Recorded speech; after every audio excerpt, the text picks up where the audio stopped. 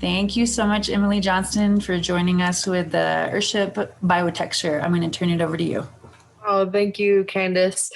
Yes, hello, everybody. Welcome to our virtual presentation here. My name is Emily. I work for Earthship Biotecture, and I'm assuming that everybody is sort of familiar with what we're doing here. I am located at the world headquarters in Taos, New Mexico. This is actually a virtual background, but it is the greenhouse for the office that I'm currently sitting in. So I thought that was a little bit better than actually the whiteboard and the wall that's behind me. At one point, I took care of over a dozen greenhouses here and kind of became a plant specialist. Learned a lot about indoor gardening. I'm also a permaculture designer, and I'll talk a little bit more about my background in the slideshow. All of these things that I'm going to present could be their own webinar on their own. We could deep dive into all of these themes, and it kind of goes into philosophy and social reformation.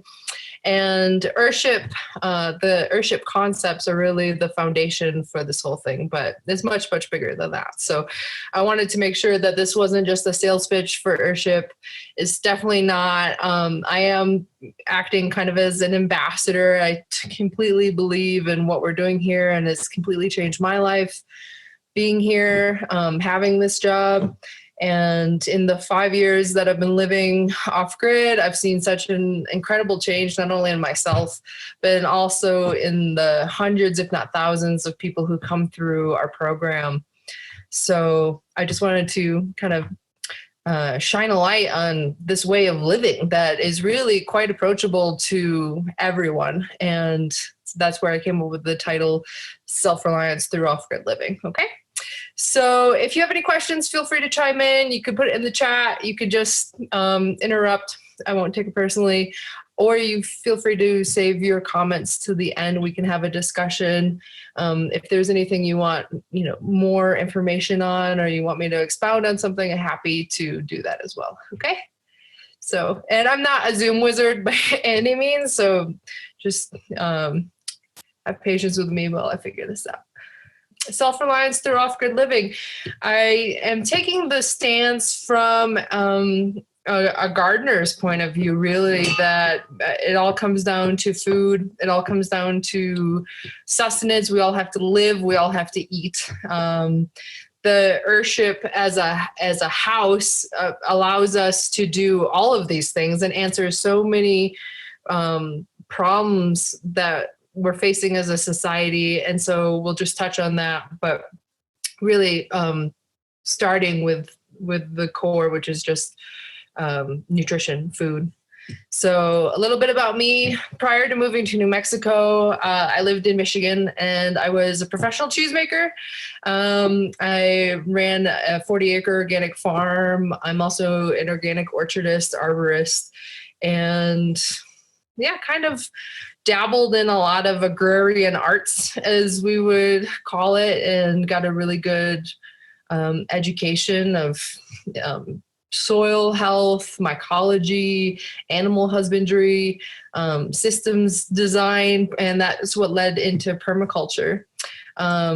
I traveled around the world. I volunteered internationally. I worked on biodynamic farms. I worked on, everybody's got different recipes for how they think that they should do it. And I just kind of wanted to pick and choose what I felt was relevant and what would work for me. And then also have a whole palette of colors to work with. So obviously living in the Midwest in Michigan is very different than living in the high alpine desert here in Taos, New Mexico. And yet I've been able to apply a lot of the things that I've learned from all different growing zones around the world.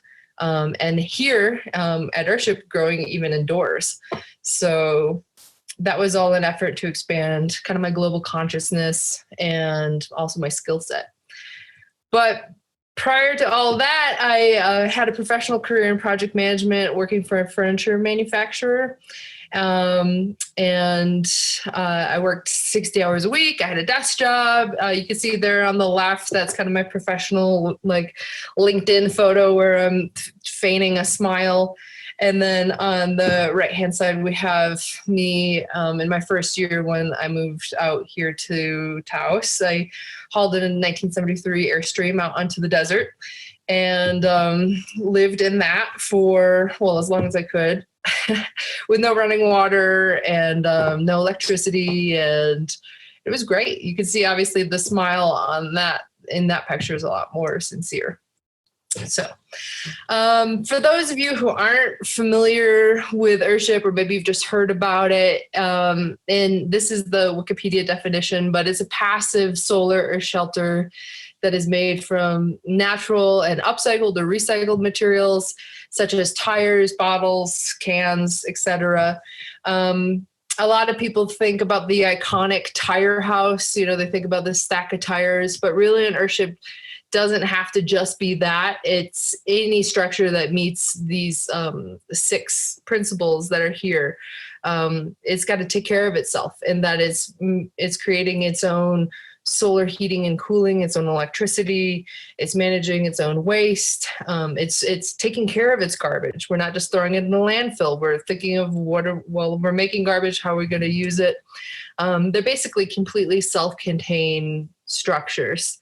They're also giving you comfortable shelter to live in, clean water, and then of course food.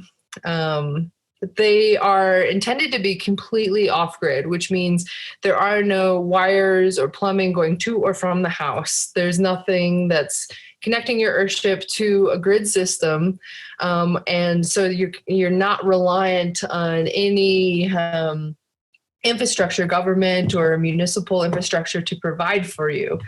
Which is really what we're discussing here, is not being vulnerable to these things failing when there's natural disaster, when there's social collapse.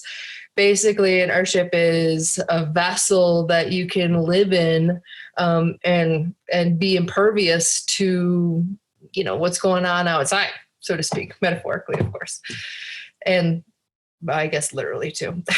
So we have a question in the chat. How do you get internet?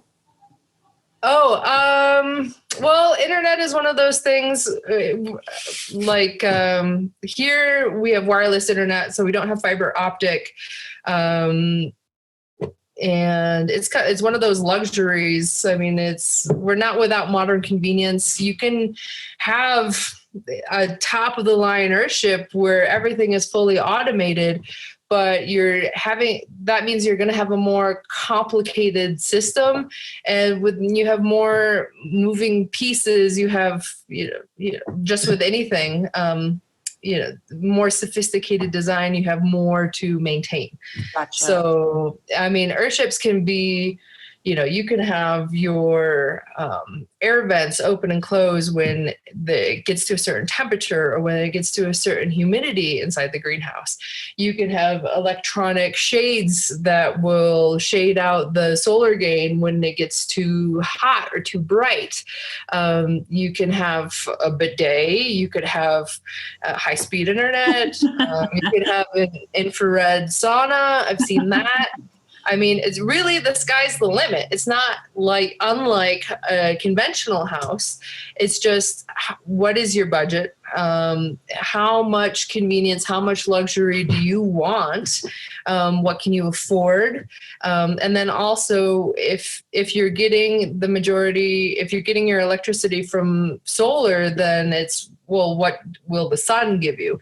Here in New Mexico, we're getting 350 days of sun every year. So it's very easy for us to, run electric tea kettles and other heating implements, which are usually very high draw, very taxing on solar systems. But then you get into battery banks, and so on and so forth.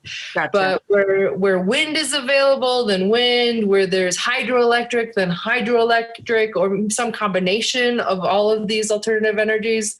You could, in theory, live in an Earthship and still be grid connected, and then have your solar backup, or have your solar array be your primary source. And then, well, if something happened and the sun didn't come out, you could then go back to the grid, or feed the grid your excess solar. I've heard of people doing that. And these are all sort of like new pathways as far as the energy world works.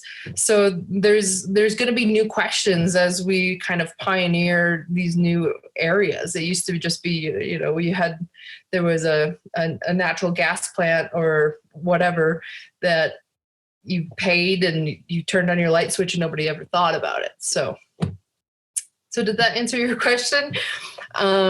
Yes. Yeah, we have internet. You don't have to. In fact, yeah, I mean, there are people who are like, you know what, I don't even want electricity. I want a Amish style Earthship, and that's totally fine too, as long as it's providing you with what you personally feel you need.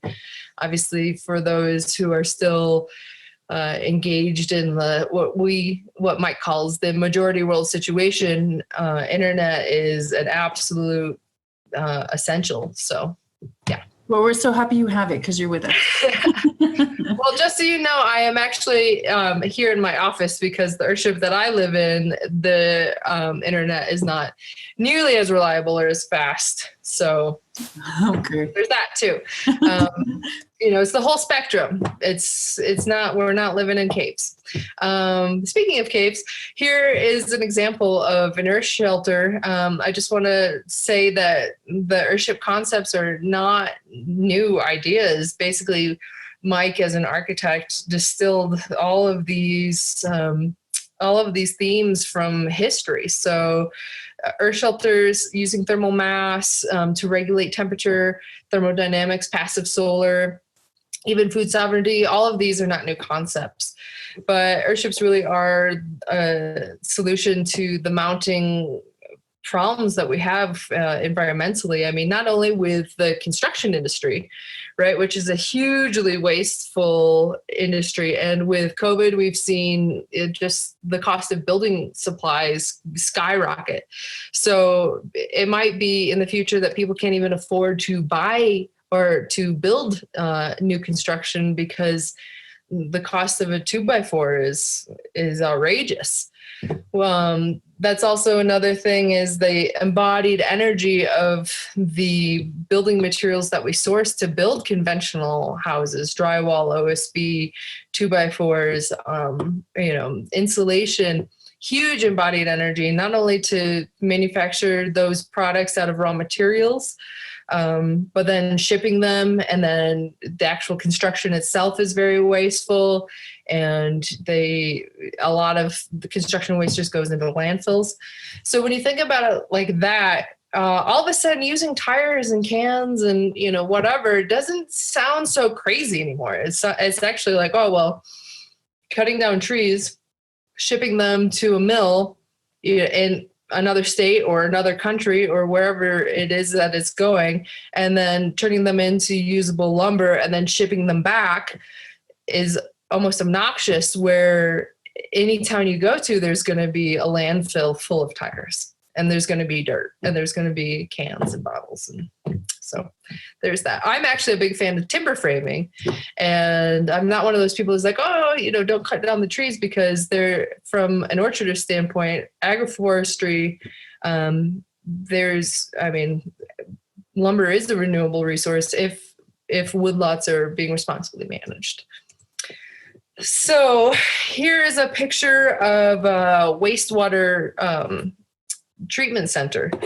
And I just use this image to show you like the huge amount of infrastructure that it takes to just manage our waste. Now, this is just all of these buildings, all of these treatment pools, the square acreage that this facility sits on, all of this is what is demanded to just treat us flushing the toilet, right? So when we centralize and privatize infrastructure to take care of our needs, to just flush our excrement down the tubes, we face the rising costs of, well, one, this right here to, your taxes are paying for this. And then also a lack of accountability for the people who run these places. I mean, then you get into the EPA and you have to have all of these other branches to do checks and balances to make sure that these things are responsibly managed. And a lot of times they're not.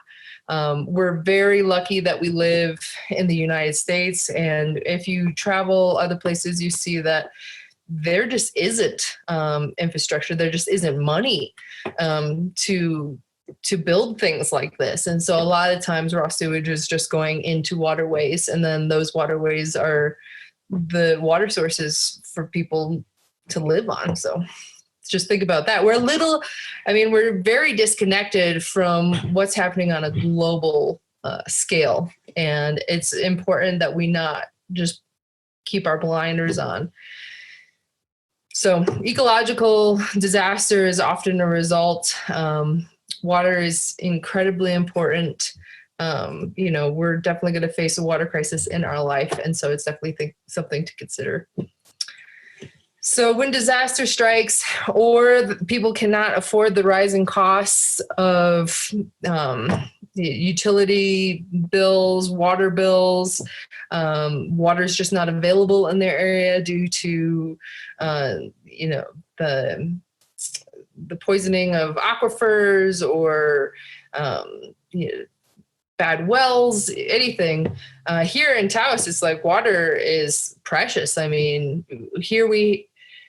where we are in Taos, is a lot of people drill 450-foot wells with no guarantee that they're even going to last 10 years. And that's a huge expense. We're talking $30,000, $40,000, $50,000 just to drill a well in the hopes that you have water for 10 years. So, and we only get 7 inches of rainfall. So, yeah, it's pretty extreme. And sometimes when I'm out here, I'm like, oh man, I miss Michigan where it's so lush and there's so much fresh water everywhere. And then I realized that that's part of why Mike chose this place, whether he did it consciously or not. It's such a great testing ground for these concepts to show, well, even in this environment, yes, we have abundant sun and that's amazing, but we have very little water. We have these huge temperature extremes, and yet, I mean, we're very comfortable. So there's that. Right. Earthship Biotecture, we formed a nonprofit called Biotecture Planet Earth, and we also do humanitarian builds all around the world. It's just part of how Earthship was raised and created. So not only are we a construction company that builds off-grid homes for people, but we do demonstration builds all over the world, especially after natural disasters, to just demonstrate, hey, like we take the local people, we get together and we source tires and cans and we build a little house. And then we say, okay, the next time the tsunami comes in, the next time the hurricane knocks down everything, this structure is still going to be here and it's going to be catching water. It's going to be filtering water for your drinking. It's going to be taking care of your sewage. It's going to be comfortable in any temperature, to really just showcase what the Earthship concept is about. So yeah, we don't want to be vulnerable to governments. We don't want to be vulnerable to utility companies, self-reliance. And more than self-reliance, it's also cooperation with each other as interdependence, right? Which it looks like this. To free ourselves from codependence, which, has gotten a bad stigma around it, but really we don't want to be needy children saying, oh, please take care of me. Red Cross, please come save me. You want to have fortified yourself enough where even when these things happen, you're like, okay, well, I might have lost my internet. I might have lost my job, but I'm still alive. I can still feed myself. I'm not worried about drowning in my own sewage. And so that's basically the Earthship solution. Okay, here are some pictures of some of the Earthships that I've lived in. There's two that aren't on here. The top one is the split level, which is one of my favorite designs. It's one of the few multi-level Earthships. And I loved living there. Each one of these homes has taught me so much about what an Earthship can be, how it should function, what I like, what I don't like. The one next to it, sort of that duplex looking structure, is RU1, RU2. Those were one of the first rental units that they created so that people who would just pass by could test drive the Earthship, and they would offer these up as nightly rentals. That was a great place to live in. In the bottom left-hand corner, that's Mike and his second wife. In the pit house, which is a very rustic, literally like a hole in the ground. And that's, out of all of these places, that was my favorite place to live because of the simplicity of it. And it functioned so well. It was built in, I think like 1974. And so even 45 years later, it's still an amazing house, and so stout and worthy of being there. And then the last one is the castle, which we use as student housing. Just a funky building. I thought I'd toss that in there. Not my favorite place to live. So my cumulative background in organic agriculture, business, I went to school for design, worked in manufacturing, and then living abroad in these intentional communities primed me for my experience here at Earthship Biotecture, and then living in all these multiple Earthships. And part of my job here, not just as a plant lady, but I also design Mike's books and then archive the pictorial and narrative history of the evolution of these designs. As Mike's working towards a retrospective to help broadcast these concepts to the world, has really given me a unique perspective, I think, and I'm happy to share it with you. So let's have an overview here. We're going to talk about Earthship greenhouse styles because, like I said, this was sort of adopted from a webinar on indoor gardening. And I want to just talk to you about what you can and cannot do in an Earthship, and really how vast the potentials are for this style of living. And then also discuss indoor growing cycles, microclimates, because it's unlike growing outdoors. It also is a testament that despite what happens outside, if it becomes too toxic, the air quality, whatever, that you almost don't need it. That being said, we should just revel in the fresh air that we have and the clean water that we have, and not, just go inside. But if we had to, you would be okay. I also want to present the food forest concept. I'm sure many of you have heard about that before, but it's really looking to nature for the most ideal growing environment as far as low maintenance, low human intervention that's just going to continue to feed you, and also a closed system, digest your waste. And then we'll talk about making your own amendments. A little bit on aquaponics, hydroponics, not so much, but just know that that's also an option. And then food preservation, we'll open it up for Q&A. Okay, so greenhouse styles. One of the first Earthships that was designed was known as the modular Earthship. It was, basically you pound a U of tires and you throw a roof on it, you put some glass on the front, and you have a modular greenhouse. Modular because at any time you could decide to add on by just pounding another U next door and connecting the greenhouse. And so your Earthship could grow to accommodate your family. Maybe you started off as one person, then you got married, then you had children. The Earthship is kind of like an organism in itself in that it can grow with you. And you'll see in the bottom left-hand corner, the profile of the modular greenhouse is unlike any other greenhouse that we've done today. In fact, we've sort of We learned from the modular greenhouse. It was a great precursor to what we have today, but eventually it was retired, and I'll explain why it was retired. But it utilizes a pretty extreme slope glass, 40 to 70 degrees. And then there's also a little valley kick up where the roof line of the house slopes to the south so that when you have snow, it's quick to melt and then it catches in a valley.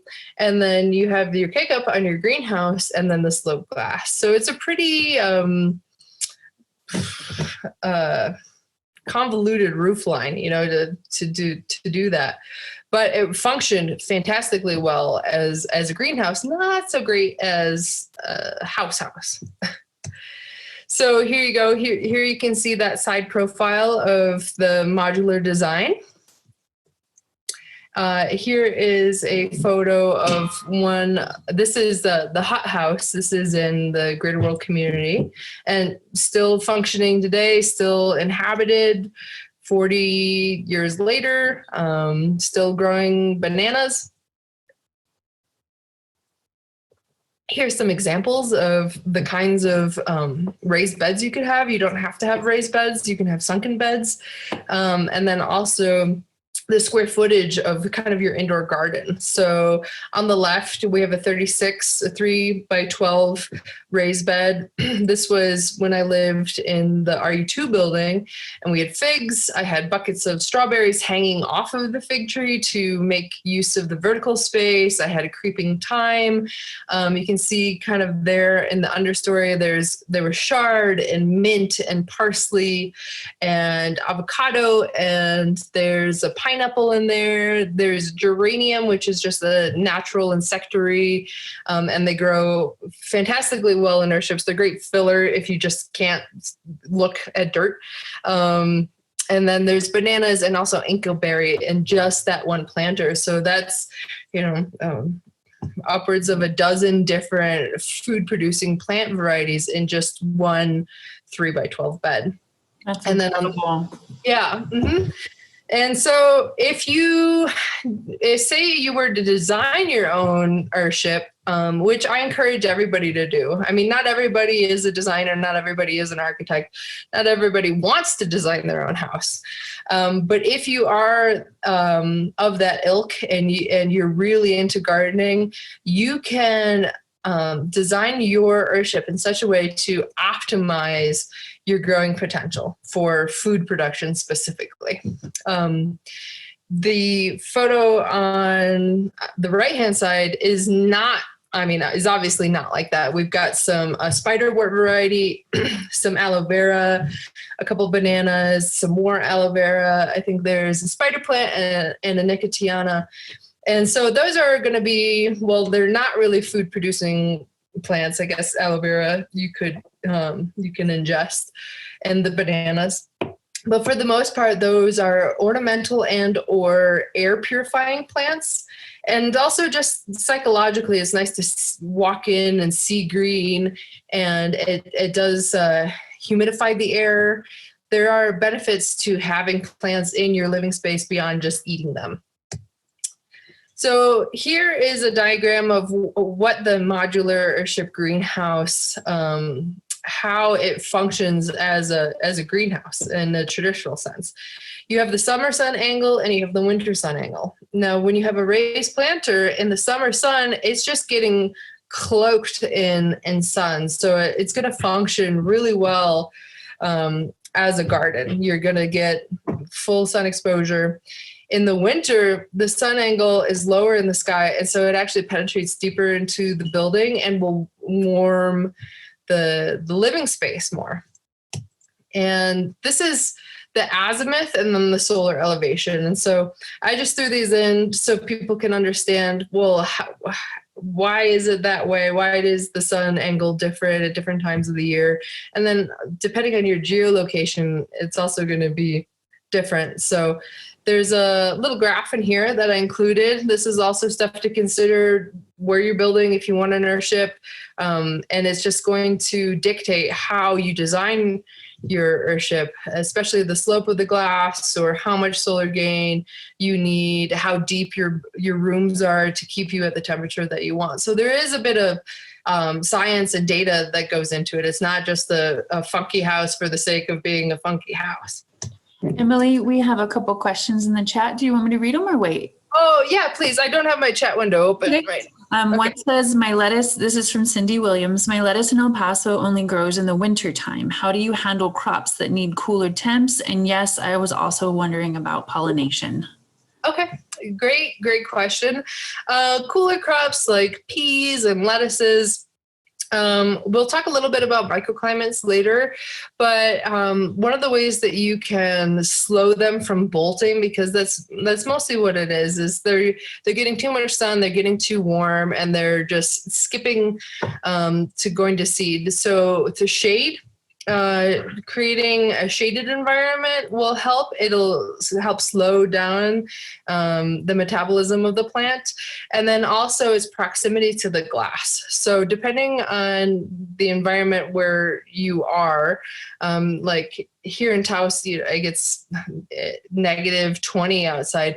If your plant's closer to the glass at night, it's going to be colder. Whereas if it's further in the planter and further away from the glass, it's not going to feel it as much.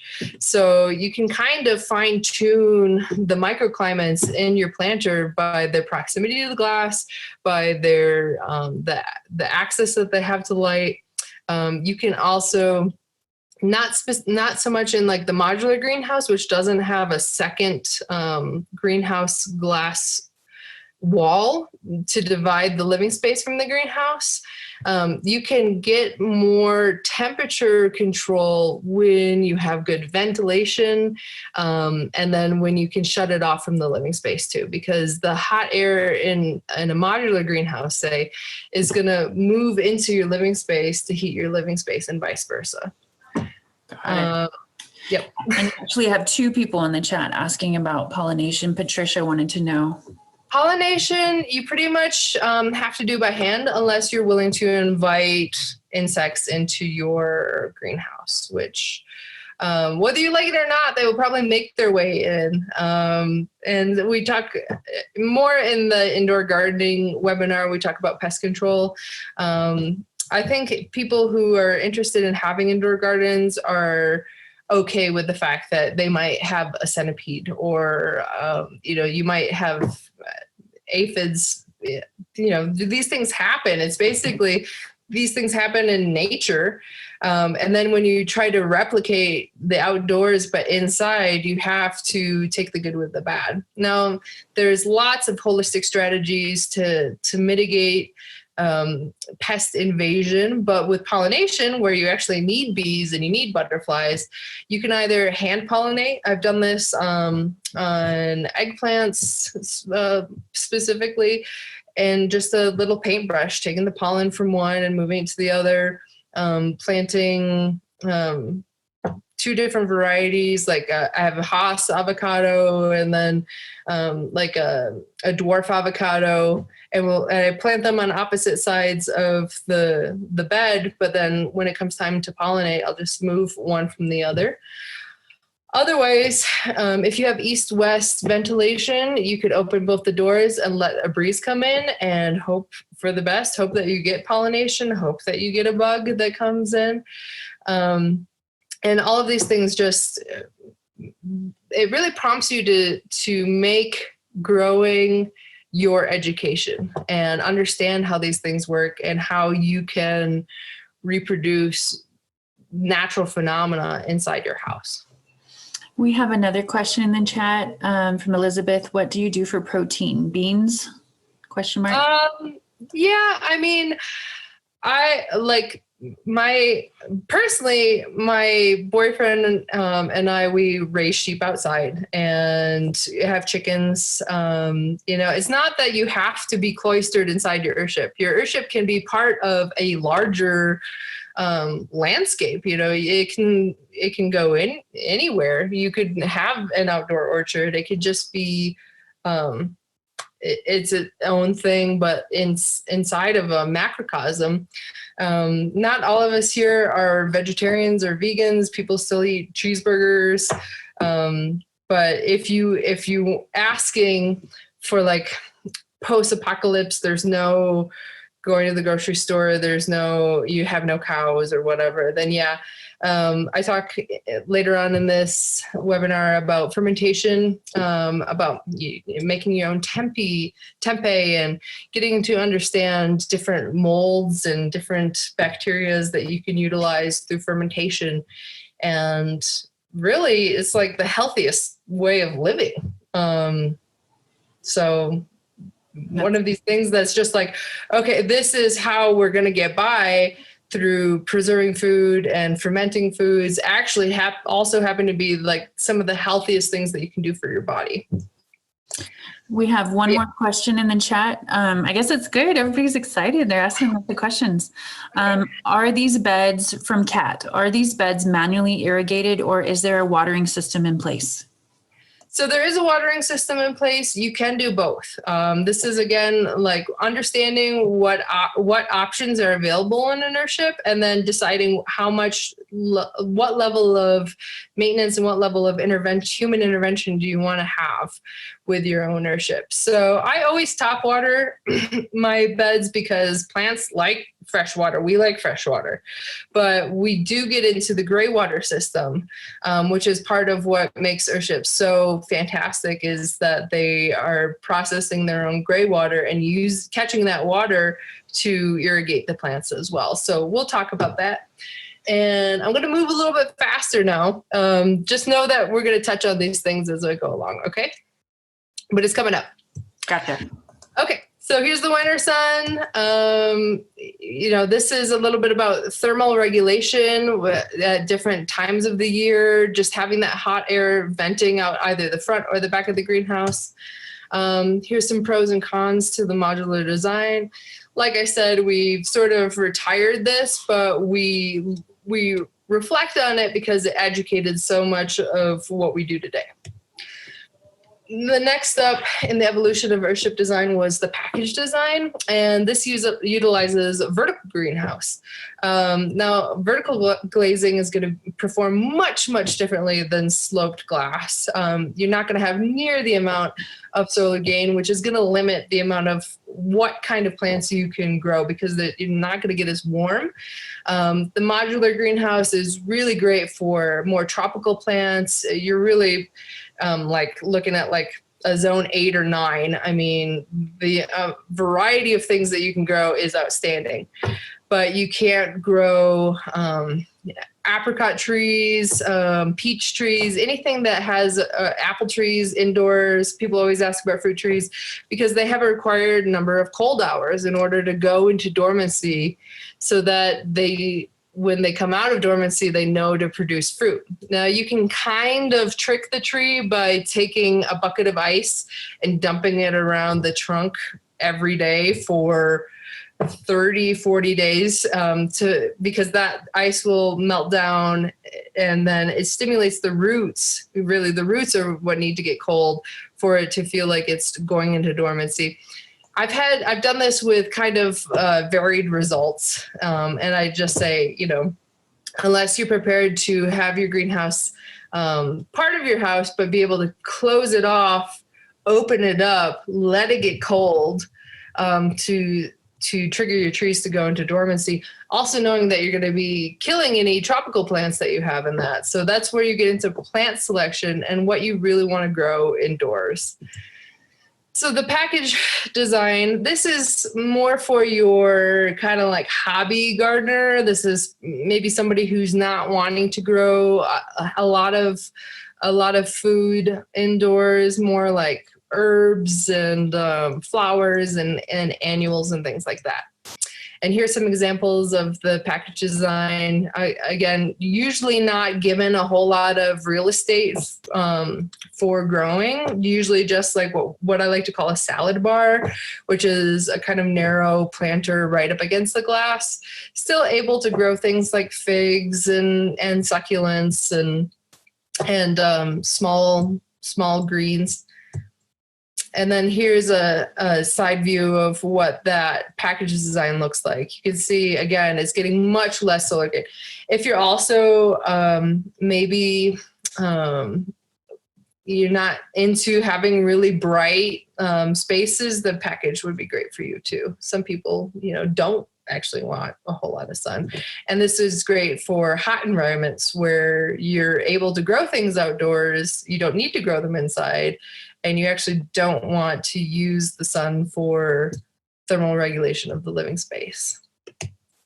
So those are the pros and cons of the package design. The simple survival, this is a really interesting greenhouse to grow in because it has that sloped glass clear story and then the vertical glass facade. So you're getting a lot of solar gain, but it's also sort of relegated to just the immediate greenhouse. And that's what that looks like inside. These are two examples. On the left, you have a 40-foot long sunken planter where basically the whole planter is underfoot. And so you can plant your trees and your greens, whatever you want right there, and then just have a little footpath going through it. So it's like kind of like just walking into a garden that happens to be sealed in, and then you would ingress into the living space through another door. And then that's what that looks like on the side profile. This is also where we started utilizing the cooling tube that comes through the north side of the building, and that cold air pulls through to cool the living space before it even gets to the greenhouse. So that's another way to create microclimates and keep your living space nice and cool while your greenhouse is good and hot and your plants are thriving in there. And then those are the pros and cons. What I would say is best is really just having multiple ways to fine tune your indoor climate, whether it's through skylights, whether it's through ceiling fans, cooling tubes. You want to be able to make it cooler, and basically just know that if you close it all up, it'll warm up.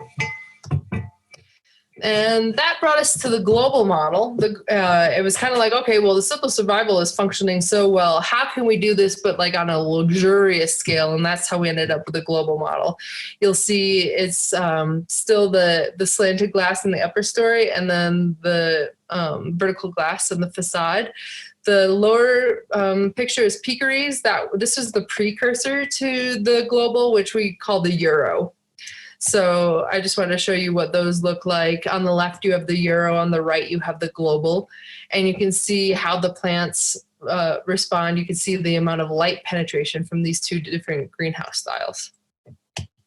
And then there's the side view showing you the winter and the summer sun.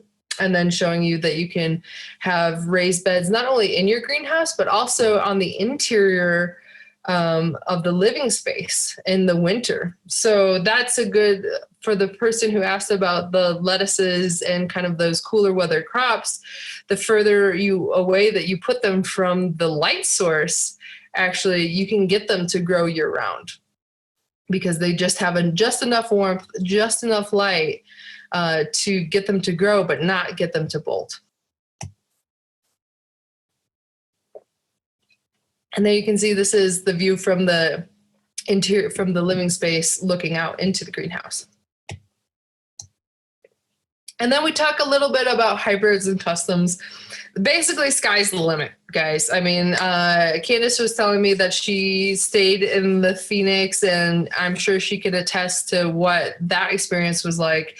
It has the largest greenhouse out of any of the Earthships that we have here at our Taos campus. And I mean, full size clementine tree. It's actually like a Indian citrus. I'm not sure exactly, like a satsuma or something, but trumpet flowers, and that greenhouse has canaries in it, and it has a tilapia pond. And so, I mean, if you can conceive of it, there's a way to do it, basically. And you can see two-story greenhouse, a two-story glazing, vertical glazing, utilizing full bottle brick walls to emit kind of an ambient light. This is one of Mike's buildings at his castle, or at his canyon compound where he lives. This is one of his early designs. You can see there's a 18-foot Norfolk pine growing in there, and that's just off a vertical glass window. So, you know, it doesn't really take much. Don't underestimate the power of plants. I mean, they want to grow. If you give them enough sun, you give them enough water, you give them enough food, they're going to go. And this is another two-story greenhouse. This is in that castle that I showed you in a previous slide. Giant fig tree produces it just drips with figs. And then you kind of have an issue where, like, all right, now I have to harvest all this fruit, you know? So how can one person eat 300 figs off one tree? And so when you talk about self-reliance and we talk about interdependence, when everybody has their own Earthship and they have a greenhouse that's tailored to what they personally want to grow, the level of involvement they want to have, and then having this abundance that nature just provides, then you share with each other. Because somebody might have a global model greenhouse, they have tons of tropicals, they'll have tomatoes for forever, pineapples, and then somebody will just do herbs really well, and then you share, in theory. So here's another two-story greenhouse. This is my friend Sarah's house. This is the building that I'm in right now. This is the Towers building. This is our office and administration building. Again, just a custom weird building. This is our visitor center. You can see it's got this nice kind of curved glass on the eastern side. So that area gets great morning sun, but very little afternoon sun. So that's nice for more of your like shade plants and things that don't want to get blasted with light all day. And then this is the community greenhouse. This is a project that was never completed, but hopefully someday.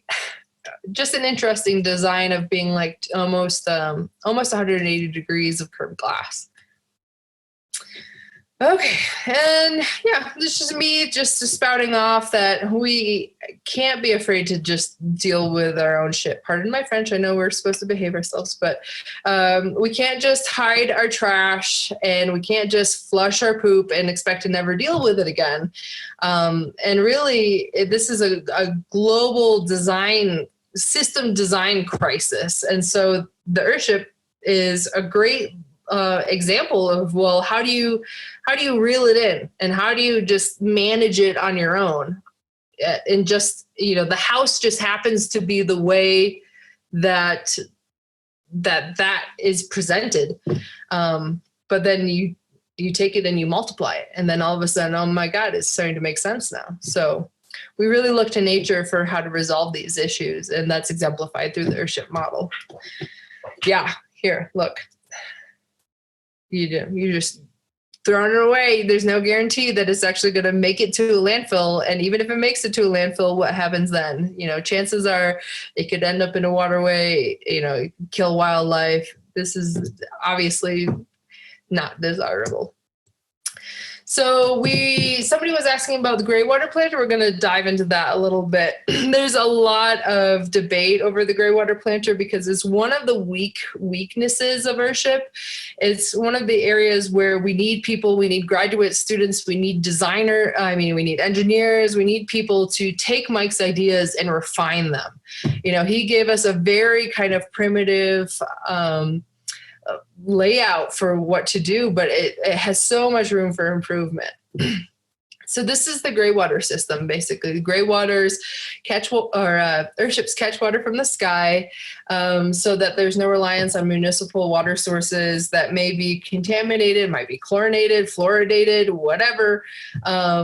And and also not having to rely on traditional wells. That means that Earthships can be built in places where maybe there's water scarcity or you couldn't drill a well, as long as it's still raining, you can make this work. So Earthships use water 5 times. First, we pull it from the sky.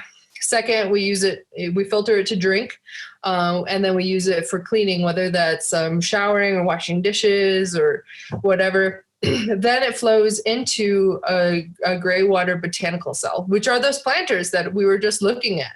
They have bananas in them, and yeah, you can top water because the leaves will get dusty. They want to be showered too, just like they would be outside. You can't just rely on the water at the roots, but there is a current of gray water flowing through those beds, and they're on a gentle slope. And once they get to the end, they're siphoned up with a recirculating pump. And that water that has been cleaned up, aerated through the roots of the plants that are planted in there, then goes to the toilet. And then that filtered gray water is used to flush the toilet. I mean, one of the craziest things is flushing the toilet with potable water. I mean, fresh water that somebody could drink, we just poop in and we flush it away. And it's like something absurd, like 4 or 5 gallons every time somebody goes to the bathroom. It's absurd.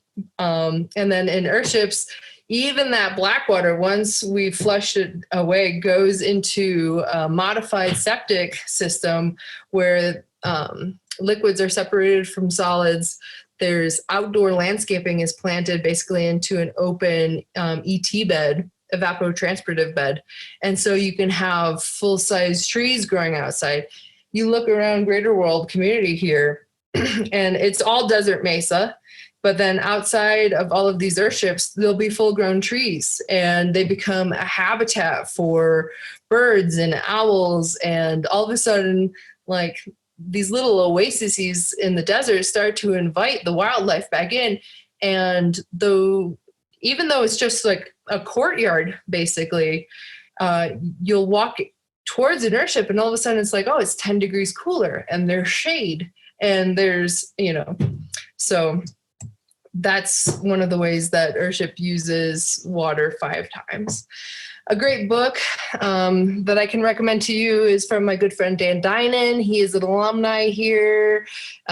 He worked very closely with some of our other plant gurus, and he presents some really great concepts in his book, Holistic Indoor Gardening. So if you want a deeper dive on gray water planters and just indoor gardening, definitely check that out. And then another one I'm going to recommend is the Humanure book, because like I was saying, pooping into fresh water is absurd and ridiculous. I also just think that pooping into any water is kind of ridiculous. And I'm a big advocate for composting toilets and dry toilets, incinerating toilets. Basically just take the water out and all of a sudden you have a way more useful byproduct. So I definitely recommend that. We'll talk a little bit more. And I know I said this was going to be an hour, and I hope we're okay to just go over. I'm fine with it. You do what you need to do, and if they need to drop off, they can watch the recording. Okay, cool. Well, yeah, it's just so much information to try to compress. But thank you for sticking with me. No, oh my gosh, this is a treat. Do your thing. Okay. All right, so we'll talk a little bit about indoor growing cycles and microclimates. So we touched on this a little bit earlier, but one of the things I wanted to convey is that conventional agriculture, when you think about going to the grocery store and getting your fruits and vegetables, getting not only that, but your value added products, even breads, like where does wheat come from? Where does corn come from? Where does soy come from? All these things that create our foodstuffs require a huge amount of land mass and fresh water in order to grow. And most conventional agriculture also relies on pesticides, herbicides, fungicides to make sure that these things are you're getting good yields. Now, as an organic farmer, this is an atrocity. I mean, we're depleting our topsoil, we're ruining land for future generations, and the runoff, the agricultural waste runoff from this is going right into our clean water supply. So we're not only are we destroying the land and the topsoil, but we're also destroying our water. We're literally killing ourselves through conventional agriculture. So just taking it inside, I say everybody should have a garden. It's probably one of the most revolutionary acts that you can do. And as far as, again, self-reliance, just being able to produce, grow your own salad, grow your own food to ferment and then eat throughout the year is incredible, and everybody needs to be doing it. And Earthships really encourage that kind of behavior.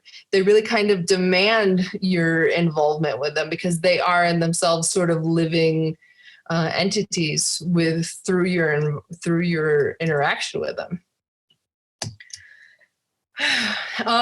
So Earthship greenhouses, they're not ideal for mass food production. And this is one thing that I want to talk about. You can optimize the vertical growing space, but in order for somebody to actually really grow food year round, you have to be very diligent on your rotational planting, your space planning, and then also processing the food as it's made available. So, really everybody becomes a farmer at this point. This is stuff that, especially now in the spring, all the farmers across the world are getting their seeds ready, planning what they're going to grow, and hoping for the best. And so when you move it indoors into an Earthship greenhouse, it's no different, except there's less hoping for the best because you have more control over what happens in the indoor environment.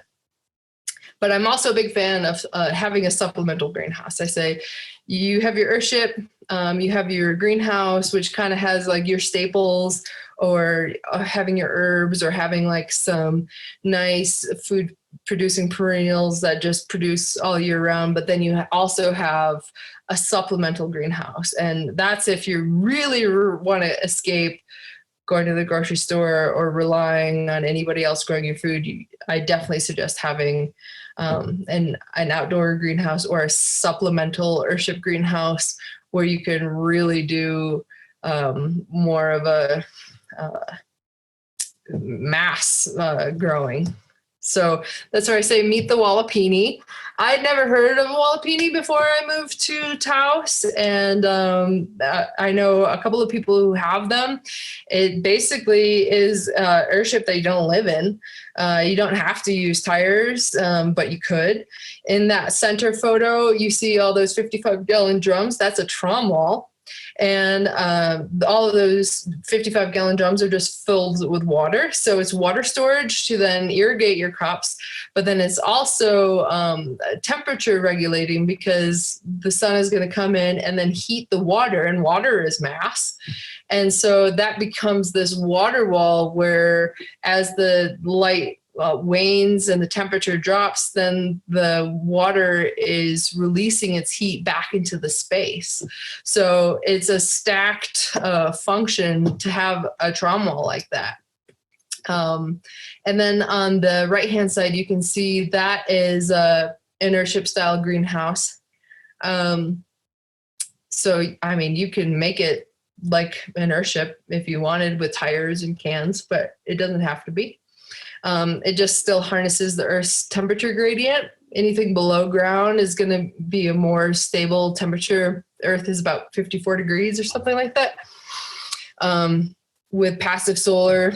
And then you can grow year round. You can definitely grow colder weather crops, brassicas, kale, cauliflower, not like fast, but just have if you just graze and harvest a little bit year round, you can definitely stretch out a kale harvest from November to April.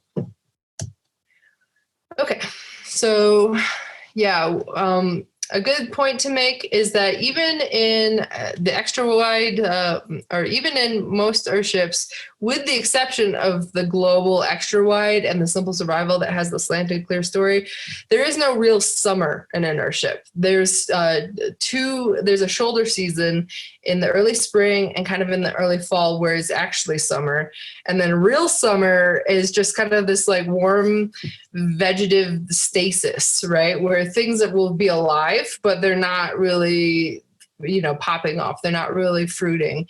They'll just grow and get bigger. And then you'll hit the second summer, the micro summer in early fall, and then they'll fruit and you'll harvest then. So there's a difference in what we think of growing cycles when you're growing indoors. And also the plants just function differently. Like annuals, which are usually you plant every year, they have their life cycle and then they die back at the end of the year and they don't come back. They don't self-seed the next year. Well, some of them do, but generally not.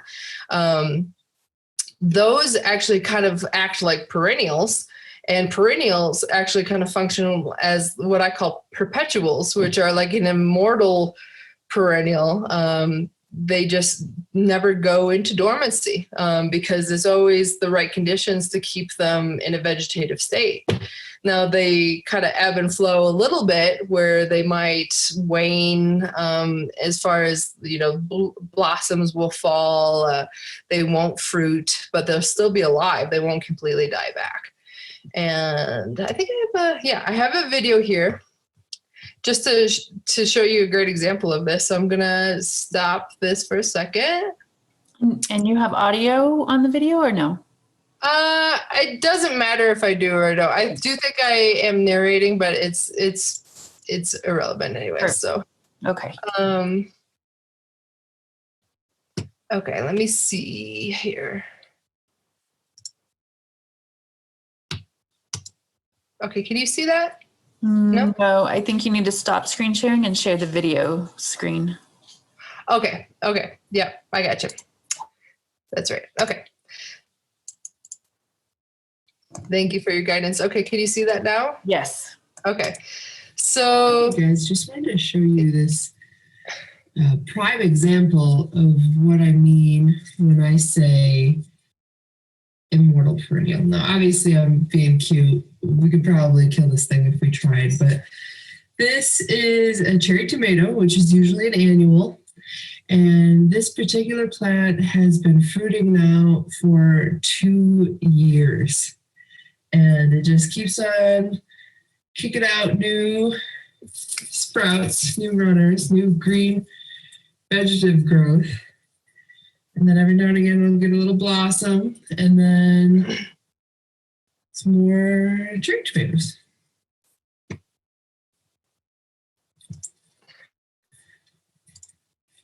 That's amazing. yeah, it really is pretty incredible there. And so in that way, it's really just amazing what you can do in an Earthship greenhouse, despite all of the considerations that you have to take. Okay, let me see if I can do this. Okay. We'll go back to the keynote here. So yeah, that's what I call a perpetual tomato. Okay, same thing. We'll kind of speed it up now because there's just like a lot of pictures here on out. This is a lacinato kale that's 2 months old. Here's that same kale plant 6 months later that's now 5 feet tall. Here's that same kale a year later. It's now 8 feet tall. You just harvest the leaves from the bottom. It keeps on growing.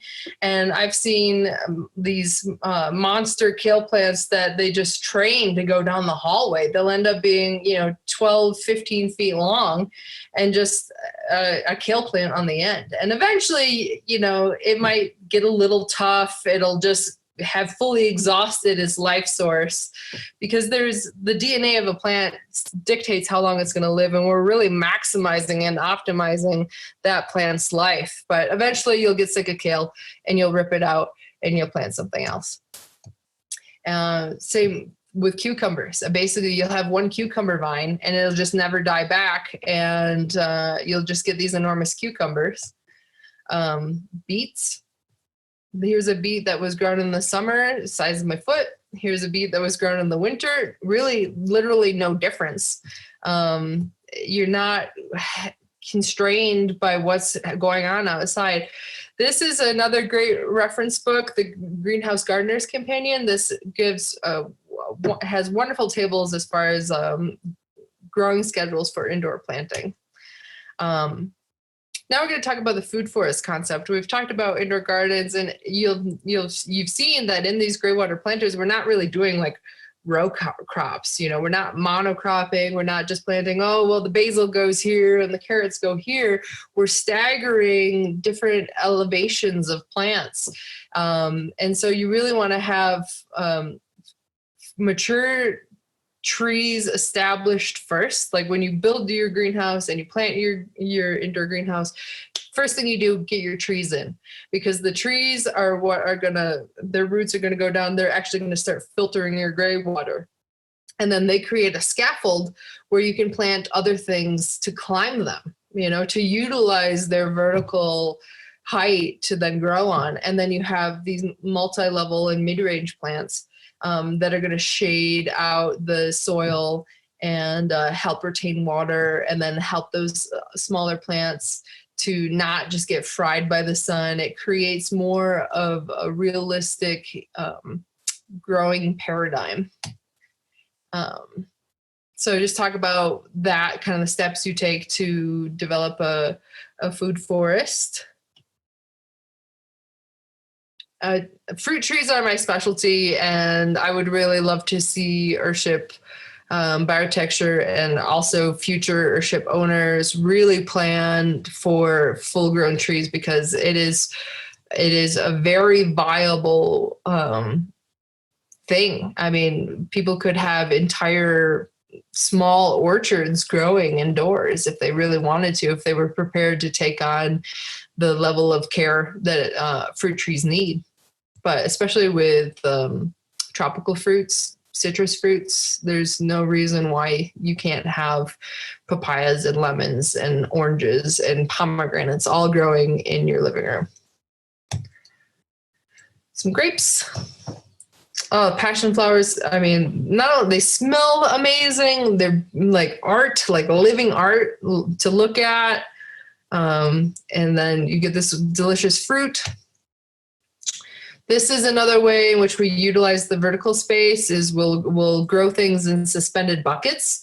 And that's another way that you can kind of isolate a growing medium. You know, if some plants like really, acidic soil or like clay loam, you can have those separated out from things that like more alkaline soils or more sandy soils, so that you can fine tune what you're growing and have a wider diversity of plants growing. Because some people think like, oh, well, you can plant anything in there, you know, and you've got your arid plants next to your subtropicals, and yeah, it kind of works, but it's better when you do your research, figure out what your plants like, and then create a little environment for them to really thrive in. Yeah, so, and here you can see those buckets in action. And we'll do companion planting in the buckets too, so that you can put two plants that really like to grow together, that maybe give each other what they need, maybe a nitrogen fixer, eggplants and peppers, basil and tomatoes.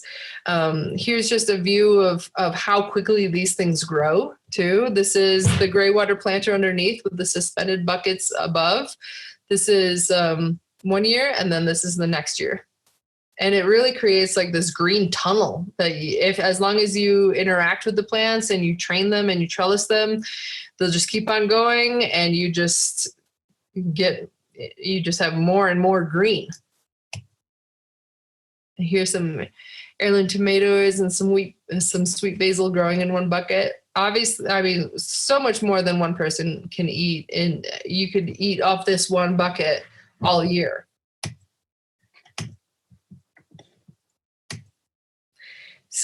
Strawberries are like one of my favorite things to grow in buckets because you can hang the buckets on your trees, and then the weight of the bucket will actually help to strengthen the branch of the tree. And you're just, you're on the phone in your kitchen and you're reaching over and you're just pulling fresh strawberries out of the bucket. And strawberries also grow on an inverted schedule, that shoulder season I was talking about. So oftentimes you'll get strawberries in early spring, but then you'll also get strawberries like in November and December. And so it's really nice to have fresh strawberries in those months, especially when there's like a foot of snow outside. Yeah, here's a giant curly kale and some spinach, this perpetual spinach. You basically just cut it and it just keeps on coming. Here's some bucket beets. Ooh. Here's a gigantic lettuce, same sort of thing. Somebody was asking about lettuce. This is a head lettuce, and you put it in the bucket and it starts to grow. And if you see it start to kind of want to take off, pull it away from the light for a little bit, and it'll slow it down. Melons, you can train melons to just grow all over the place. You can hang them so that they don't even get a soft spot. Here we just suspended it in like a little mesh bag you would buy onions in, and they just grow and expand the bag, and then when you're ready you just cut the vine, and then you've got picture perfect melons right there. This also brings me to another point that this is almost like its own little industry. If you've been a vendor at a farmer's market or something like that in the past, you have a green thumb, having an Earthship gives you a steady supply of product year round. And even with like non-edible foods, like taking propagations off of things like lemongrass, with succulents, stuff that you can just break off and plant again, you can just keep it going, Here's your little salad bar. Oftentimes, I think with like the tender greens, just eat them young. Just cut them when they're a couple weeks old. Have baby greens, baby chard, baby spinach, and reseed that area and let them grow up again, and then cut them again, or just have it like go down the line where you just plant, cut, plant, cut, plant, cut, and so every 2 weeks, you're going to be just broadcasting some more seed in one area, and know that it's going to grow up right when you're depleting the first rotation of greens. Here's some potatoes. People often ask about root crops. They're like, well, isn't that weird? Like root crops in the gray water? And yes and no. It depends on like what you're putting down your sink. And so it really forces you to be mindful to use environmentally conscious cleaners. We use a lot of like Dr. Bronner's and a lot of enzymatic soaps that basically just break down. Even like hydrogen peroxide, people don't realize that hydrogen peroxide breaks down into a hydrogen and an oxygen. And so it's actually a very good way to clean your system. It'll kill microbes, but it breaks down and is almost completely inert by the time it gets to gets through your gray water system. So that's really good for like undesired fungal spores. Like if you have a lot of like, mold or mildew, or, if you live in a wet climate or you've overwatered, you can mitigate that with just a little bit of hydrogen peroxide. It also like take away any smell. But you can also raise things up. So I've made a hard wire cloth column and planted potatoes in there. And potatoes are another thing that you can just grow year round. They're so easy to grow. And we've played a little bit with grains like amaranth. And somebody was asking about protein. So, a potato and a grain, or having legumes, having lentils, you can almost get like perfect proteins if you pair them with other plants. And the potatoes, they never actually get down into the gray water because it's its own growing medium in this column. And then once the plants have exhausted themselves, you just undo it. And then you have, 30, 40 potatoes in that one column there. Oh, here's a pineapple. Pineapples are really fun. It's like fireworks because every day you're going to be walking into your greenhouse and you're going to be seeing this incremental progress, and you get to see something that's like so gratifying, like a pineapple growing. And then eventually you'll cut that and you'll eat it. And yeah, it took, several months to get to anything substantial, but it fills you with gratitude for just the natural processes that are taking place. I don't think you see all the comments in the chat. Everybody's like, "Oh my God, that's amazing! Holy crap!" No, I just decided I haven't looked at the chat. I'm just focusing on getting through. So everybody is in awe of your pictures. Thank you. And these are not all of my pictures. These are kind of the combined effort of several plant people. We try to document what we're doing. Everybody sort of plays with what they want to grow, or every greenhouse is a little bit different, depending on the ceiling height in the glass, is orientation. Like, not all of our greenhouses point 15 degrees east to south, which is what most of the Earthships are, but some of them are a little more east, some of them are a little more west, some of them have 6 foot tall or 7 foot tall windows, some of them have 12-foot tall windows, and so they all perform a little bit different. And I swear we are creating new growing zones that don't even exist in nature. And so that's why we just continue to play, continue to experiment, and we'll photo document what we come up with. And just to show you guys what is possible. This is a great example of living mulch. This is a sweet potato vine. For anybody who's grown sweet potatoes, they take a really long time to become anything substantial, and they take up a lot of real estate in your planter.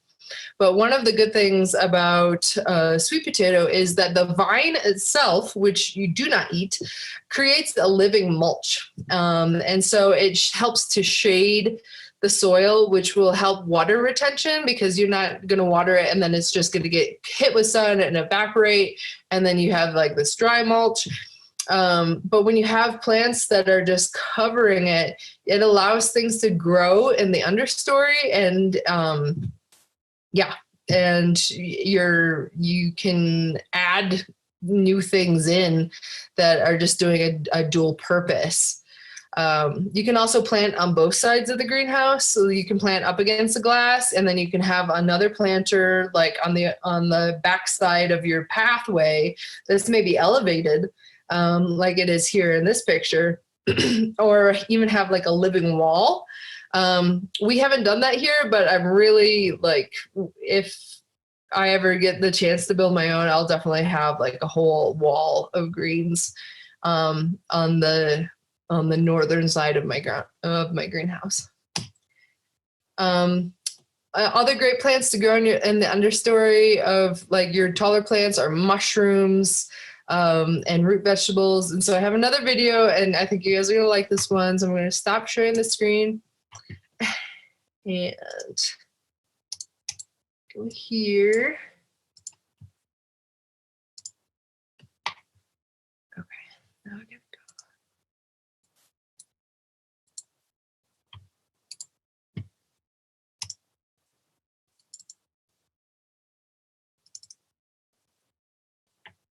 go. Okay, can you guys see that?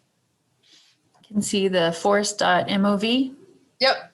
So this is this was a restoration project. This particular greenhouse had been neglected for several years, and everything was just... Is the video playing or no? No, not yet. Okay.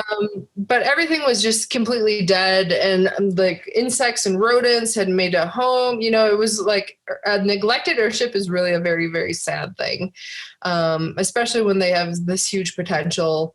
And so I was like, okay, well, how do I remediate this soil that's just completely depleted of organic matter and make it functional again? And so this was the this was after the first year of getting bananas established. And then I also planted blackberries and boysenberries as a living mulch, because this particular planter was just, I mean, the soil was in really bad condition, but it also had this like stagnant flow in the gray water. So I needed something that would suck that up, and that would make it healthier for the other plants that were sharing that space.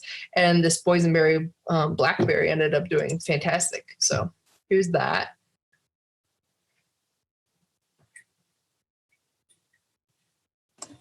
I don't think it's showing the video. No? Okay, let me see. When you choose the screen to share, choose the screen that is like the main screen. Okay. That way, anytime you share anything, we'll see everything.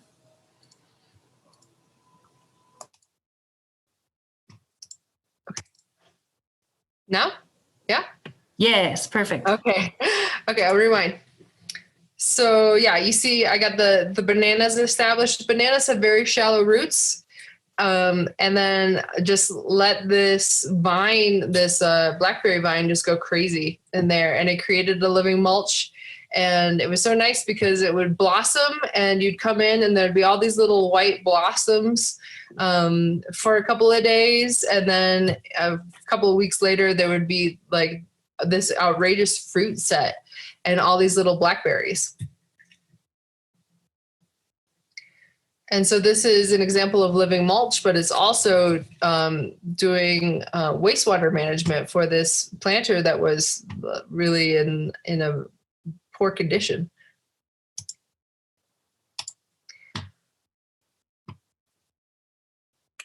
Okay. Bear with me, guys. We're almost done. No, you're good. Everybody's saying that they're really enjoying it. Oh, good. Take your time.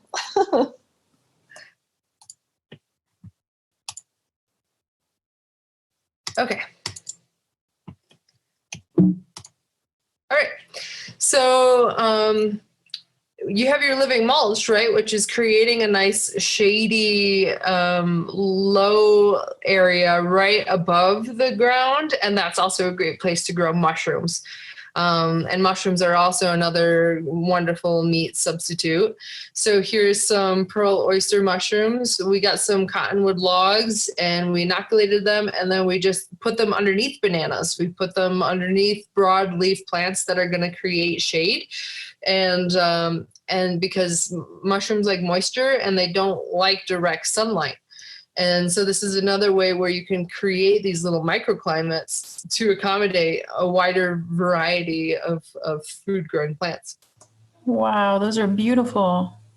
Yep. And again, another income stream. Like if you wanted to grow mushrooms, you know, in a place where maybe you couldn't grow mushrooms, you know, the Earthship opens up opportunities to grow things that are maybe not indigenous to where you're located.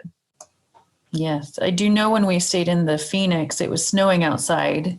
And when we walked into the greenhouse, we got hit with a hot, humid wave of like tropic air. I was like, this is so surreal.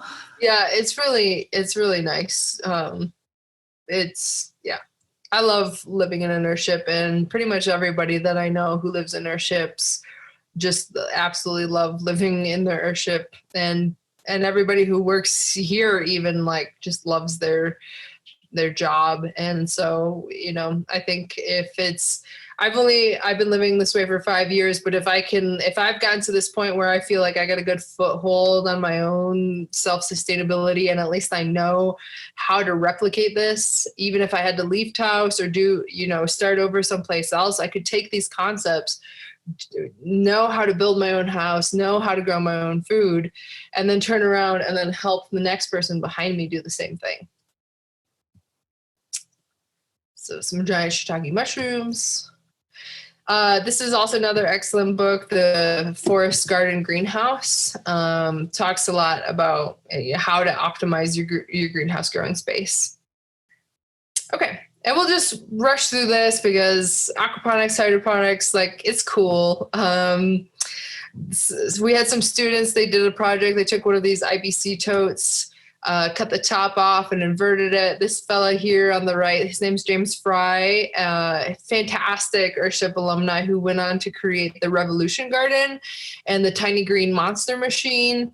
If you're interested, look him up. Definitely doing wonderful things in this world of just growing anything, anywhere. Here's an interview with him with Joel Salatin. Here's his aquaponic system. So same sort of thing. You can take your gray water, you can treat it, you can make it into compost tea, you can inoculate it with beneficial bacterias, and then you aerate it. You could have it pump through a hydro bed like it is here, and then all of a sudden your gray water is becoming this nutrient-dense food. You wouldn't put tilapia in gray water, but you could have fresh water in your hydro bed and then have tilapia growing in your reservoir and plants growing on the top. And then the fish excrement becomes the fertilizer for your plants. So there's so many things that you could do. It's like I said, the sky's the limit. And the more you research and the more that you see what people have done, the more you'll get ideas, you'll get inspired about just what different directions you can go. Here's that same aquaponic system. James did an internship and he documented this whole process for us and just had incredible yields. I mean, we were talking about those perpetual tomatoes. Now just imagine having 40 Roma tomatoes every day. Like, would you ever get sick of making pasta sauce? And these are trellised all the way to the ceiling here. Here's an example of a hydro bed that's not, that's more integrated into the design. So this particular ship owner just said, well, I really don't want to have to manage all these plants and I don't want to have to, spray my trees. I don't want to use a whole lot of water. And so he opted to just do a hydroponic float bed where it's mostly just gravel. So that gray water is circulating underneath the gravel. And then in those ports there, he's planted water loving like cattails and wild rice. And so those things are just constantly submerged in that water, but you don't have nearly the amount of growth to manage. So that's an option. On that subject, on this here, we've actually started to talk about creating sort of a miniature wetland where there's a natural decomposition of bad bacteria through natural processes that happen in wetlands. And so that's maybe like a fun place where a ship could go in the future. But again, then you have moisture, you have a lot of moisture. So you're going to want to do that in an environment somewhere here, like where there's very relatively low humidity, because anytime you bring a lot of water into the living space, then you have humidity issues. So something to think about. All right. Wrapping things up, we're just going to talk a little bit about seed saving. As GMOs become more prevalent, it's absolutely imperative that we start saving seeds from organic plants and from heirloom varieties to ensure their existence in the future. I would hate to think that in the future, all we have are, these genetically modified foods and that our grandchildren don't even know some of the species and varieties of foods that we've already lost that were incredibly strong and resilient plant strains that we just don't have anymore. Can't think of anything off the top of my mind. I know there's like the heirloom corn varieties and different kinds of squashes and certainly apples. I mean, there used to be just like hundreds of varieties of apples, and now there's really only like 40 or something. So we've lost a lot of plant diversity in even 100 years. So it's real easy to keep the seeds from these plants that you've grown, especially things that did really well in your Earthship. Say, okay, well, this tomato kind of struggled and it produced, but it wasn't very tasty. But this tomato just killed it and was prolific and made these delicious tomatoes. So you can then cut open that tomato, strain out the seeds, dry them. You can even ferment tomato seeds and makes them sprout even faster. And then you can reproduce that tomato again for forever. I mean, one tomato will create so many seeds that you could then share those seeds with 100 people, and those 100 people could have the same tomato experience that you had. There's no reason why we should have food scarcity anywhere in the world, with just like how resilient and abundant Mother Nature is. It's mind-boggling. Here's that amaranth experiment that we had done.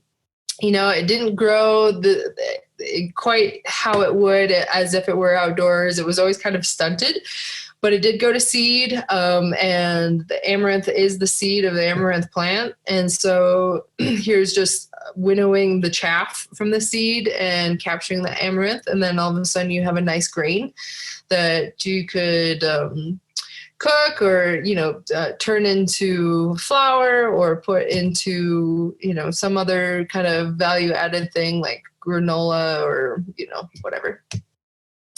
Here's another variety of seeds just separated out. When you let your cilantro bolt and go to seed, it becomes coriander. Some people don't know that.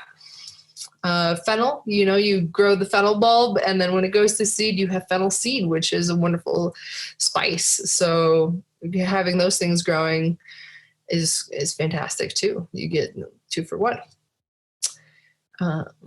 Melon seeds. Okay, and last but not least, we arrive at food preservation. Hopefully you had grandmothers and mothers who showed you a little bit about canning and preserving, and when you set your kitchen up, when you equip yourself, you can actually kind of function like a commercial kitchen where you're taking food right out of your Earthship planter, you're going into your kitchen, you're processing it, and within a couple of hours you have a whole shelf of foods to eat for the next couple of months. So here's just some examples of some of the things that we've preserved using these methods of preservation: dehydrating, fermenting, pickling, canning, and freezing. So drying, I do this a lot with herbs for tea. Lemongrass the leaves off a lemongrass stalk, you can break it above the node, and then you have a lemongrass stalk that you can use in curries and kind of Indo-Asian dishes. And then you have the leaves that you can then dry and cut up and use for lemongrass tea. And that's it. Just boiling water on lemongrass leaves makes them a very delicious, fragrant lemongrass tea. Same here with lemon verbena. And here's that lemon verbena tea. Taking tomatoes, drying tomatoes, you can always rehydrate them to then make sauce. Or like if you're into camping, you can dry zucchinis and peppers and make like a dehydrated soup. And then basically you just add boiling water to help reconstitute it.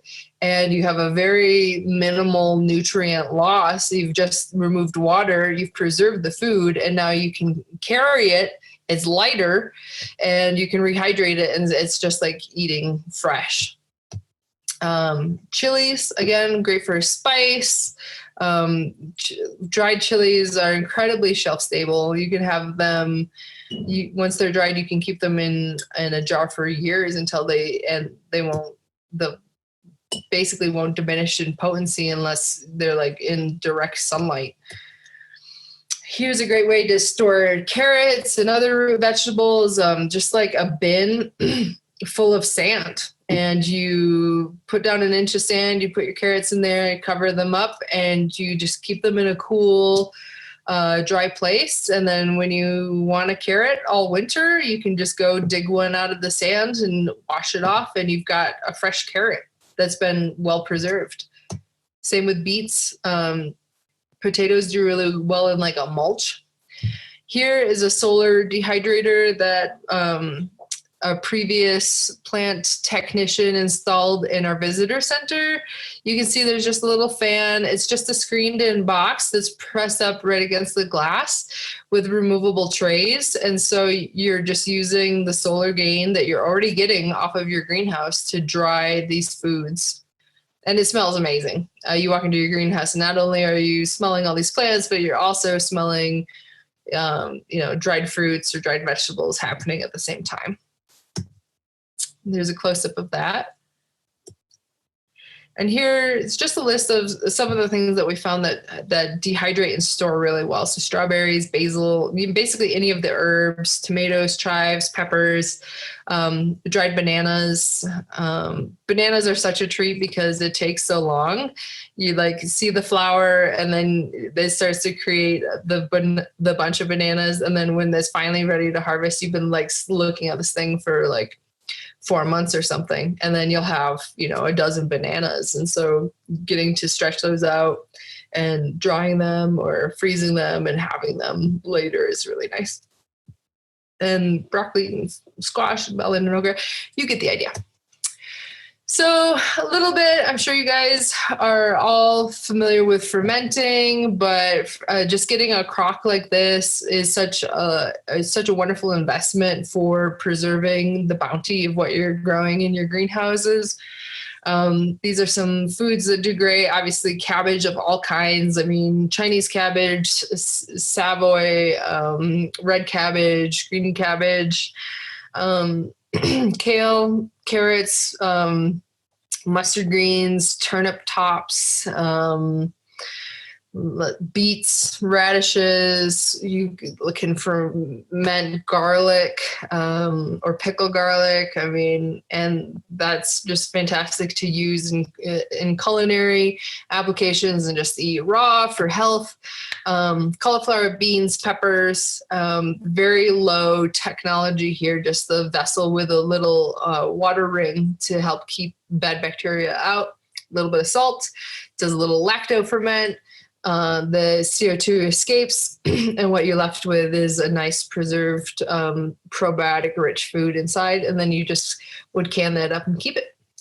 And think about the money that you're saving, because organic food is just getting so expensive. And a jar of really good high quality like sauerkraut is $8-9, and it's maybe like if you ate it every day, a week's worth of food. And here you can just be growing it yourself and trading it and giving it away with people, and really moving away from like this capitalist society that makes that lives off of consumerism, and moving more towards like this like small village like trade economy where it's like, oh, everybody just has enough and we just share to have more variety.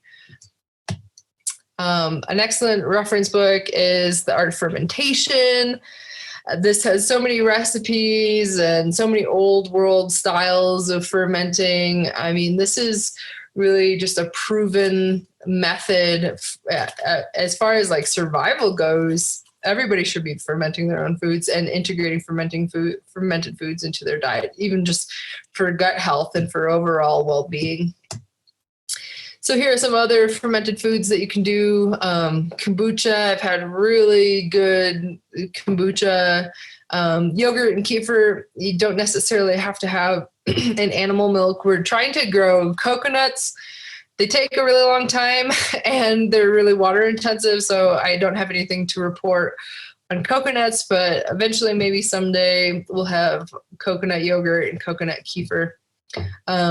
Beer, we're not growing our own grains and our own malt just yet, but here's just some examples. Miso, sauerkraut, kimchi, sprouting.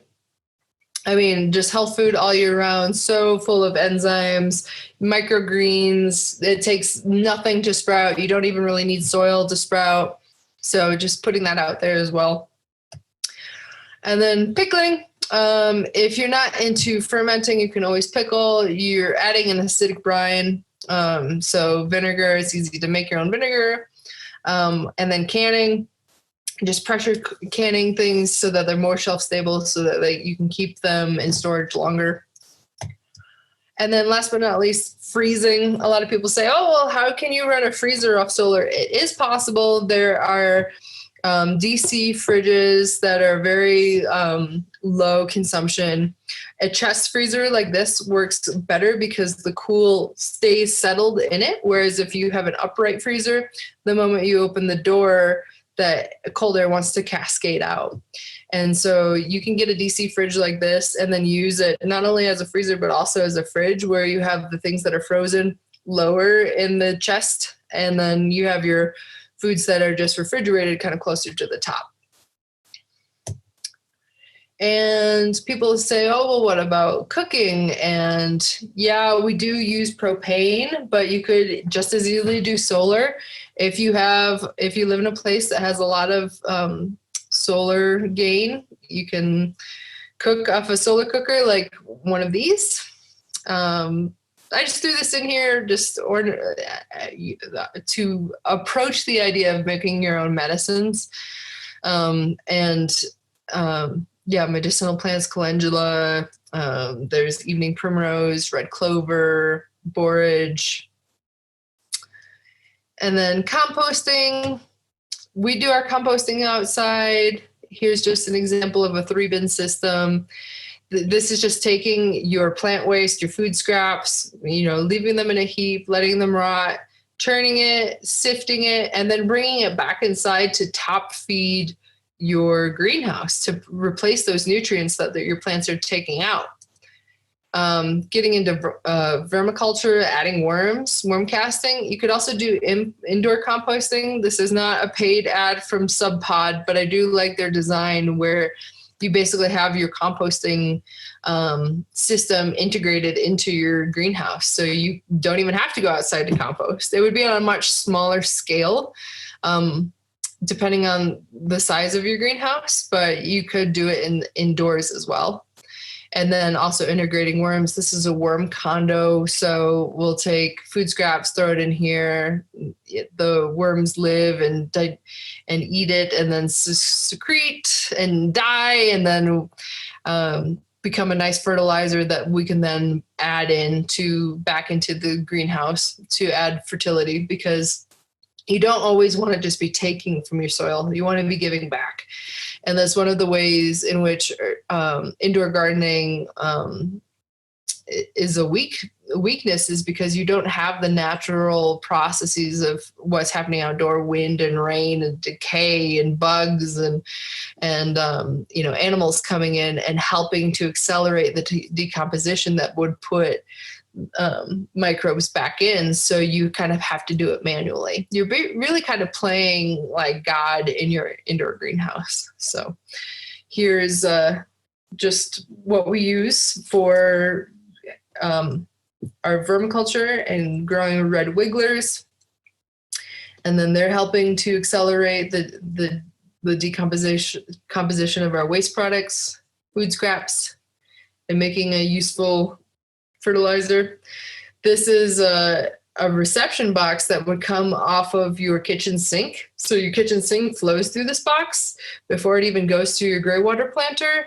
And then your worms are living right in there. So you don't have to have like the separate worm box. It's all integrated into your system. And you just every now and again would open this up and check on the health of it. You can see somebody put the skull of a animal, and it was just completely decomposed by all of the organisms living in there. And it's not just worms, it's also springtails and everything that goes into healthy soil. You can see all kinds of interesting organisms living in this box.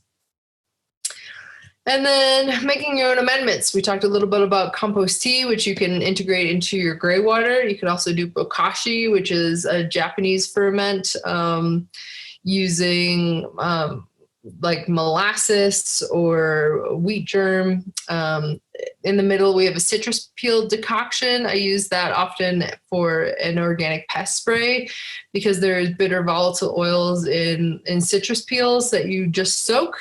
or you could boil to accelerate it, and then you strain the peels off and let that cool. And now you can just use that to spray on your plants that maybe, if you get whitefly or mealybug or any of the undesirable insects that can take over, to just use as an organic pesticide, and it's completely harmless to the rest of the ecosystem, is completely harmless to you, and it's using a waste product from a food that you already have.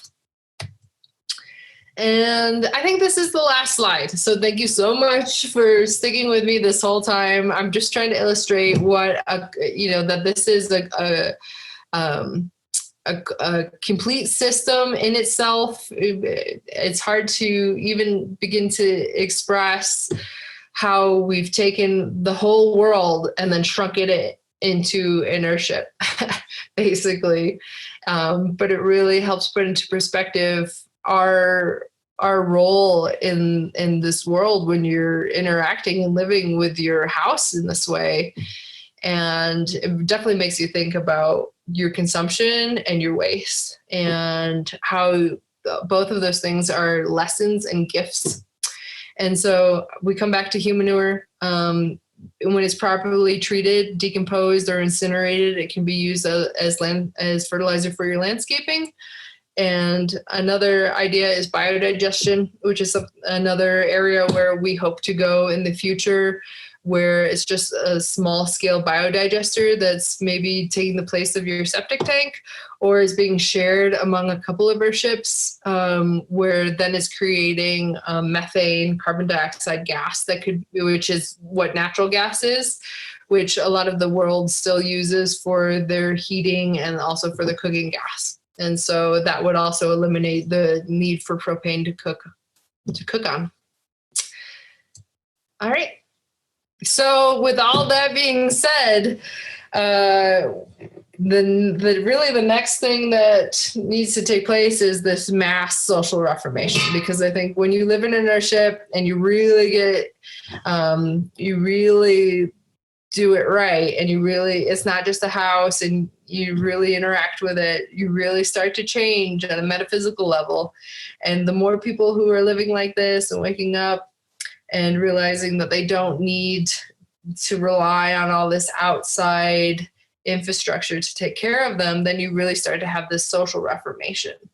And if there was ever a solution for the global crises that we're facing, I think this is it. So, bravo. That was amazing. I don't really do social media, but somebody asked, like, oh, can we follow you on Instagram? So I made this Instagram, and I just talk a little bit about plants. I think I only have like 6 posts. So if you're into a very trickle feed of Earthship information, you could follow me there. But thank you so much. I know that was almost double the time, and I hope that you guys aren't just completely oversaturated with. So what do you guys think? Are you oversaturated? I think not. Not at all. Not at all. I absolutely enjoyed this. Thank you so much for coming on here and talking about everything. It was wonderful. Oh, good. It was great. I do have a couple questions, though. Yes. Yeah. That's all right? Okay. Oh, yeah. First off, thank you for, expounding on everything that you're doing. I love it. But I have a question regarding, because we talk about social reformation here, and I totally agree with you as an older person who cried when the space shuttle program was discontinued. It was like, wait a minute, this is my life. When I look at all these things, I have a concern where it comes to the harvesting of the rainwater. Mm-hmm. I am wondering if you know, and I don't know if this is a question right here in this venue. I'm just wondering if you know if it's how do I say this?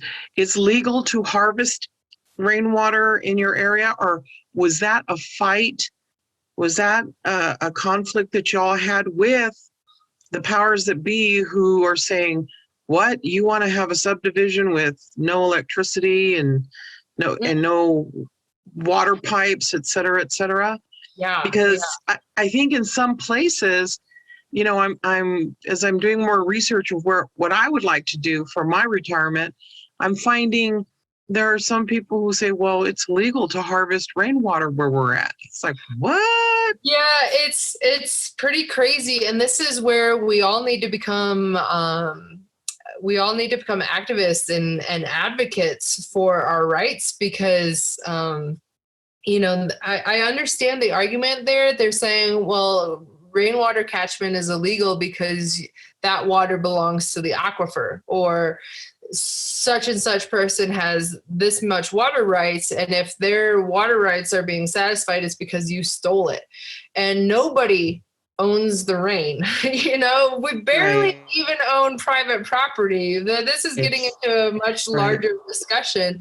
And so we need to be able to catch our own water. And so if that's at the regional level or at the state level, I know it's illegal in Colorado. It's technically illegal in Michigan to catch water for domestic use. You can catch water for agricultural use.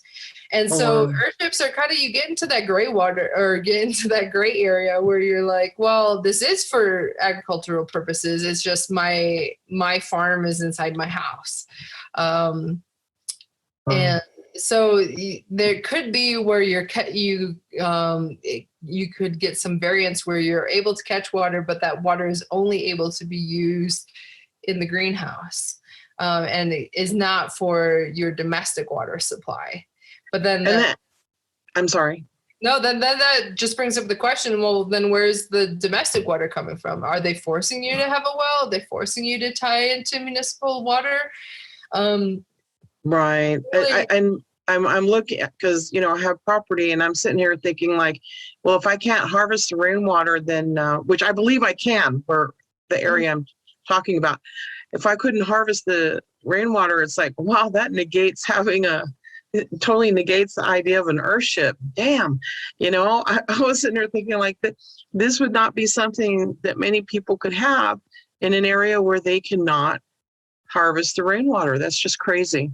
But anyway, but I kind of, you know, I love that term, social reformation. The second question I have is regarding something that I do. And that is that I do some, I don't know, I guess they were hydroponics.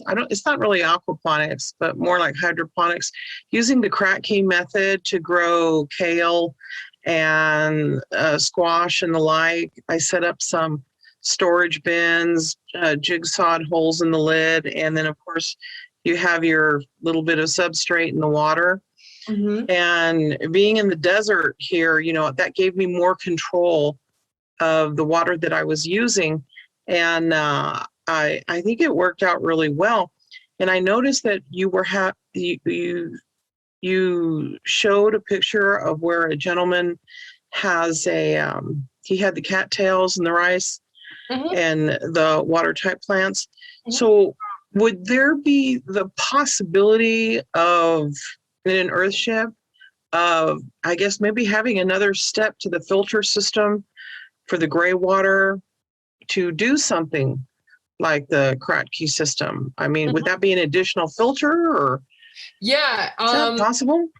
Yeah, and so this is an area where I started to talk about just looking to wetland design, basically, like how are wetlands naturally comprised, and then trying to mimic that to process our gray water. I am really not a fan of the gray water system that Mike utilizes in Earthships. You know, like we kind of just like butt heads on that a little bit. I'm critical of it because having interacted with it so much, I find find that when it fails, it's horrible. Like if your recirculation pump fails, well, then you can't flush your toilet.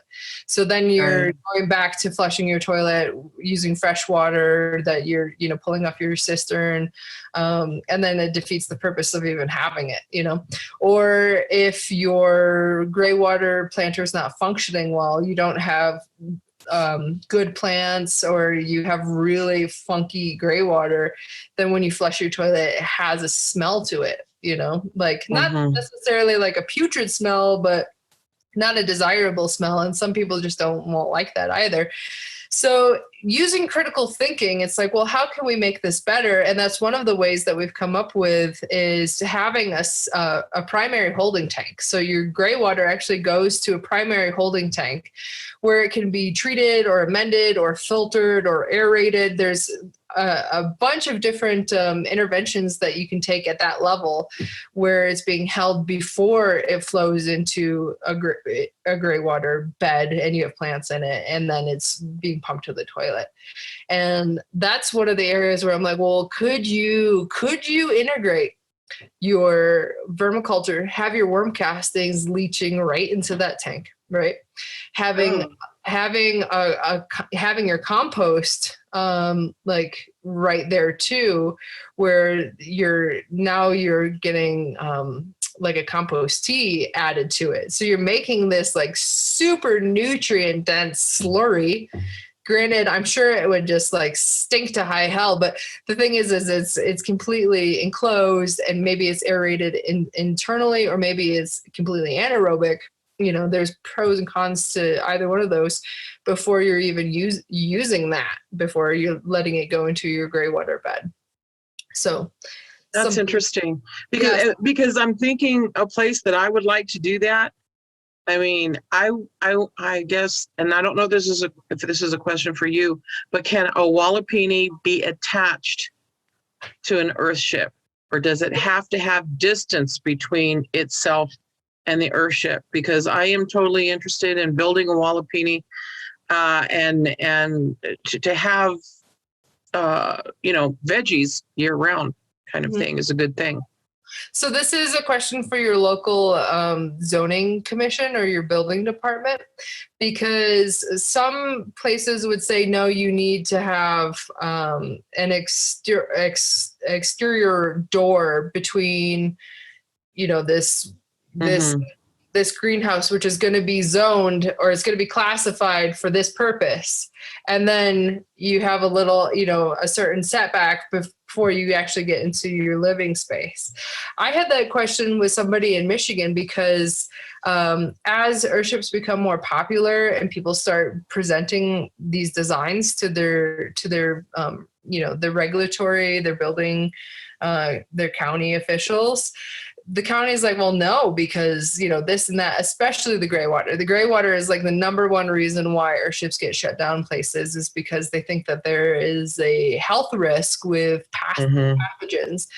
And so I was like, well, what if, just go with me here, what if you only sited your house to the interior greenhouse wall? And that was the square footage that you were having zoned, just the interior space. And then you had a lean-to greenhouse on the front, which is not uncommon. You see that in other places. It's just that you would have to have some kind of division where your plumbing stops there, and then you have like some kind of bypass that then goes into your greenhouse. So it's all logistical. Like, there are ways to work around the red tape, but you need to know what the red tape is. Yes. And just being friends with your zoning and your permitting officials, and saying, hey, this is what I want to do. I'm not trying to hurt anybody. I really like these concepts. A lot of people are growing, they're becoming more approachable, these ideas. And less afraid. Yeah, yeah, and And- that's why Mike is making these. I mean, not this one, like the one I'm sitting in right now, which is basically just, part of him is an artist, and he's trying to show the beauty of that houses don't need to look like boxes and with Right. pitched roofs and things like that. But with like the globals and with a lot of the Earthships that are out in greater world, it's like, well, making them palatable to get more people on board, because some people see the cans and they see the weird shapes and they're immediately turned off. The more that we make houses, Earthships look like traditional houses but function like Earthships, then all of a sudden you start to see the acceptance become more widespread. Yeah. And yeah, I'd say partnering with Earthship Biotecture, if you're serious about having an Earthship, is a great way to change the rules wherever you are, because we have fought these battles in so many different places now that we've answered the questions that zoning and permitting officials have, and saying, okay, you need an engineer's report, you need a water quality report. We have those things that we can then provide our clients with, that they can take to their county and say, well, here's the data that you need that shows that the tires don't off gas and that the gray water is not pathogenic, so and the more that people do that, and the more that I would love to see graduate students come and do thesis work or do independent studies here, and have that available. Because I mean, Earthship Biotecture as an organization is only going to do and only can do so much on its own to provide that information to the masses, But And other than the seeds that you harvest, do you all when you need to purchase seeds, do you always purchase heirlooms, and where do you purchase them from? I purchase seeds from all over, and not. Mhm. I mean, it's my family has a farm in Michigan, so I do a lot of seed trading with my family back in Michigan. But there's heirloom seed exchange. There's Yes. Johnston seeds. I mean, there's all sorts of seed houses that sell Yes. non-GMO heirloom seeds. And you really have to look and research, and things are getting so expensive. Yeah. So I hate it when one of my plants doesn't fruit and dies. It's like, wait a minute, I was depending on you for at least some seeds. Yeah. Okay. Thank you so much. I have asked you so much. I thank you. Thank you for you're all of this. welcome. Thank you. It was my pleasure, and I love just getting to share what I know, and I'm still a student myself. So I hope to continue to grow in this way and continue to educate everyone who's interested. Yeah, you did a great job. And I really liked how you incorporated the book suggestions. So thank you for that. That was really cool. Yeah. I think it's great to to make your education your priority, and source all different Right. people, all different schools of thought. I'm actually just getting ready to go do a permaculture design certification course in Vermont in 2 weeks. And so I'm just like so excited to take some of these kind of bigger principles and smush them into an Earthship. Yes. Well, did anybody else have any last questions before? I know we've taken a lot of your time, Emily. Thank you so much. Oh no, it's Sunday. I couldn't think of a better way to be. I was like, and you're apologizing for how long it took, and I'm thinking she took 2 hours to explain decades of work, decades, and that was incredible. So, does anybody else have anything they would like to ask? If you're okay with that, Emily. Oh yeah, no, I'm good. Any other questions before we let her go? I look forward to reading all your comments because I didn't keep up with them in the presentation. All right, guys. Well, I'm going to stop recording, and anybody who didn't have to leave a little bit earlier, they said they're going to come back and watch it, and I'm sure there's going to be a lot of people tuning in. So thank you so much, Emily. You're welcome. Thank you. Yeah, thank you, Emily. Great to virtually meet you. Thanks, Kat. And yeah, I hope you're all inspired and excited for, and because there's a lot of people who are scared and afraid, and it's just because they don't know. And the moment when you do know, all of a sudden it's like you're not, the fear just goes away.